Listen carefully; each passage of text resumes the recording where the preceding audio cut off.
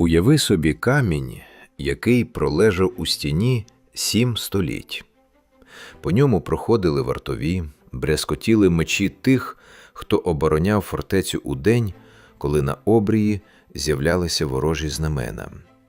Середньовічні замки – це не просто руїни для туристичних фото.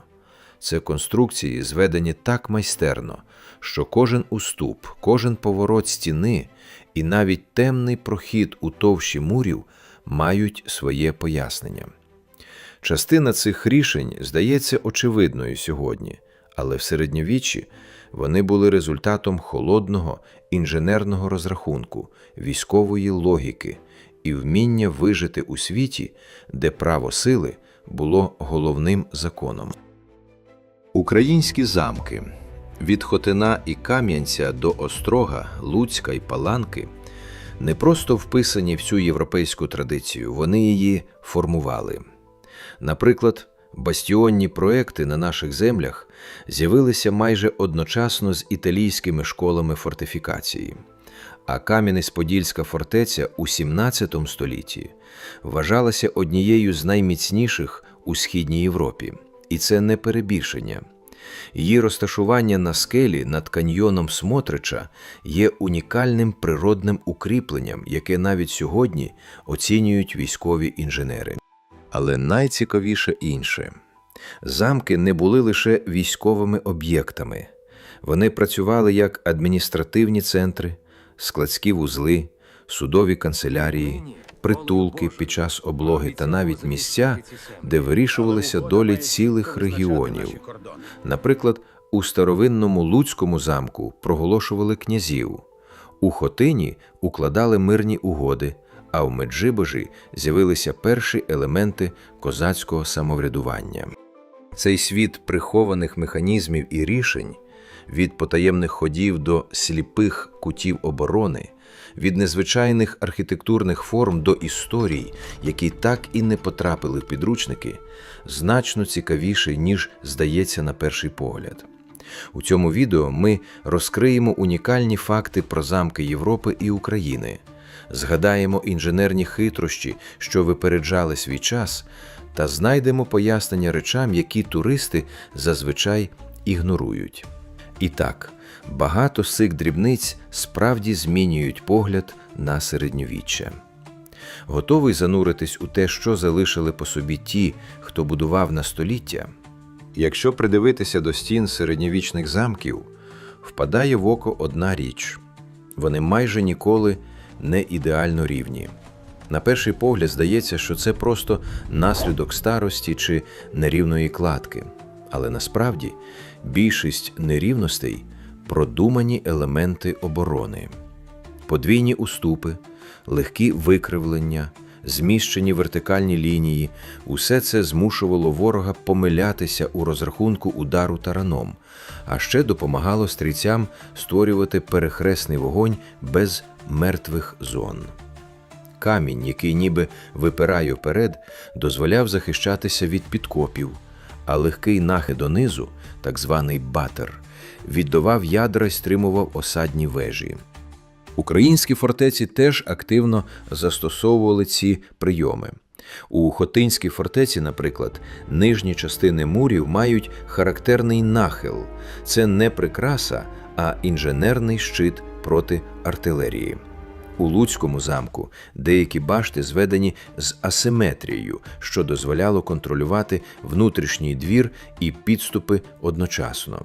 Навіть у Кам'янці-Подільському башти мають різну товщину стін залежно від напрямку потенційного удару. Своєрідна логіка оборони, закладена у сам камінь. Ці дрібні архітектурні хитрощі непомітні для туриста, але саме вони визначали, чи вистоїть фортеця під час штурму. І це тільки перша деталь у великій системі середньовічної оборони. Бійниці у середньовічних замках здаються примітивними отворами для стрільби, але їхня форма була продуманою до дрібниць.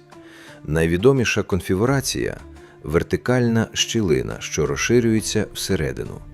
Ззовні вона виглядає дуже вузькою, ніби туди і стрілу не просунеш, але зсередини відкриває стрільцю широкий сектор огляду. Це давало одразу дві переваги. Ворог практично не міг поцілити захисника. Зате сам захисник міг вести вогонь у різних напрямках, не покидаючи укриття. У деяких замках Європи бійниці мали ще складнішу форму – хрестову або Т-подібну. Вертикальна частина слугувала для стрільби з луків, а горизонтальна дозволяла використовувати арбалети і навіть ранні ручні гармати. Подібні рішення з часом з'явилися й у наших фортецях.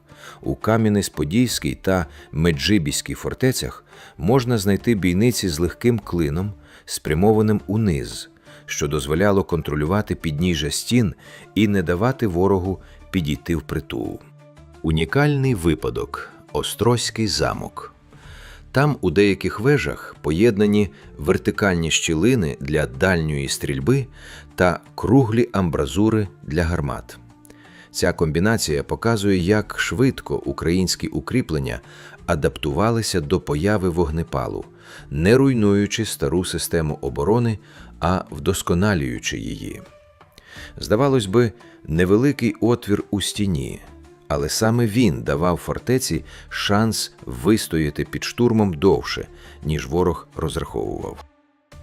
Потаємні ходи в замках завжди обростають легендами про втечі князів чи скарби, але реальність значно практичніша. У більшості випадків такі коридори взагалі не були тунелями для втечі. Їх призначення – безпечне пересування гарнізону між ключовими точками оборони. У критичний момент командиру потрібно було дістатися іншої башти, підняти підмогу або непомітно перекинути стрільців на фланг. І відкритий двір для цього був найнебезпечнішим місцем.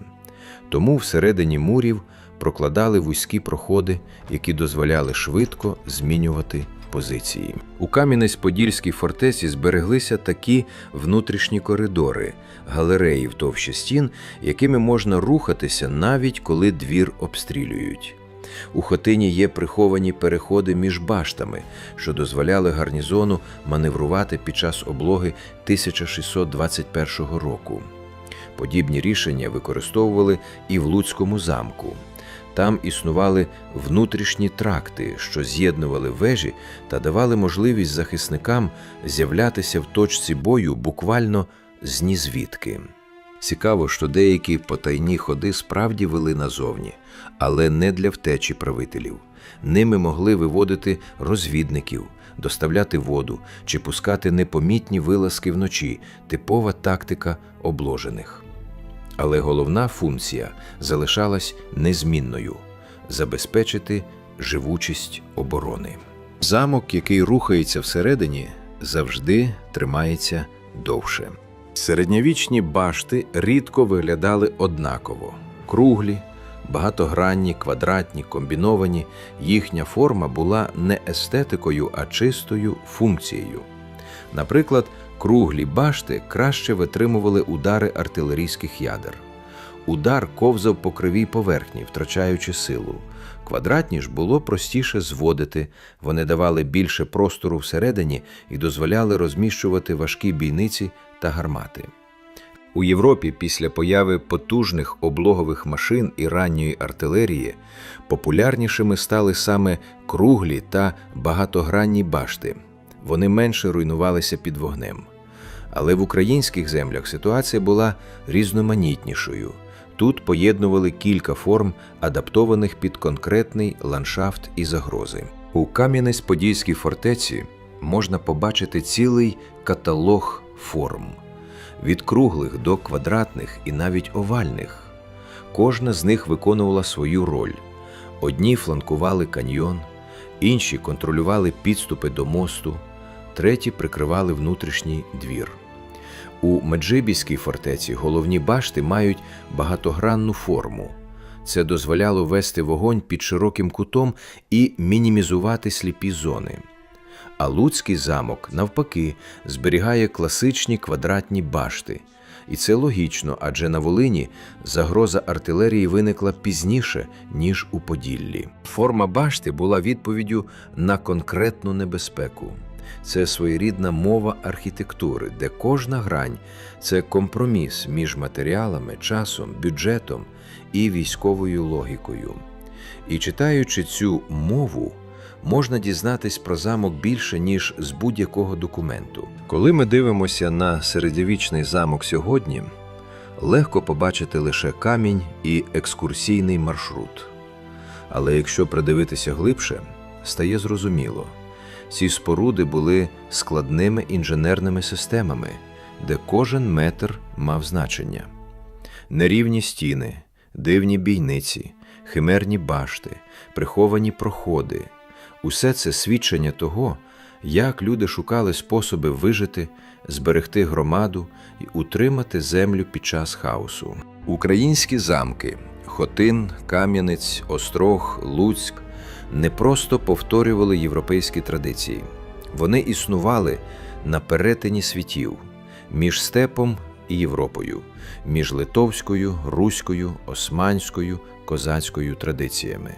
Тому в їхніх стінах є те, що не зустрінеш у звичайних замках Франції чи Німеччини.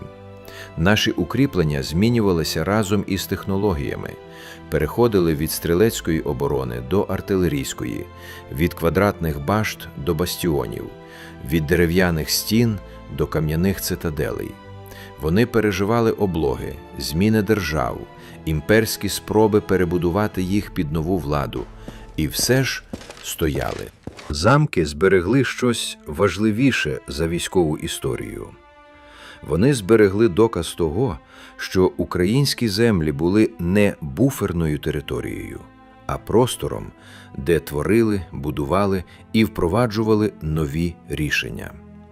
І сьогодні, коли ми повертаємо собі ці історії, ми повертаємо не романтику, а відчуття власної тяглості. Мури можуть виглядати мовчазними, але вони говорять багато, особливо тим, хто вміє слухати. Якщо кожен замок – це книга, написана каменем, то ми лише починаємо її перечитувати наново. І чим уважніше придивляємось, тим чіткіше бачимо – минуле не зникло. Воно просто стоїть на пагорбі і чекає, поки ми повернемося.